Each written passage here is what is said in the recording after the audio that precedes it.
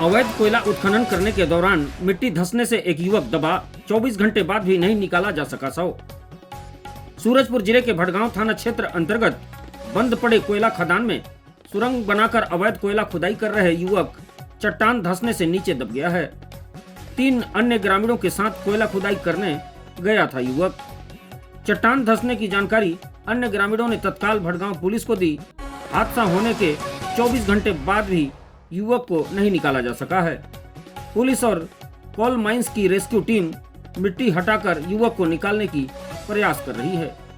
ACCL Bhatgaon क्षेत्र के बंद पड़ी खदान दुग्गा का मामला बताया जा रहा है।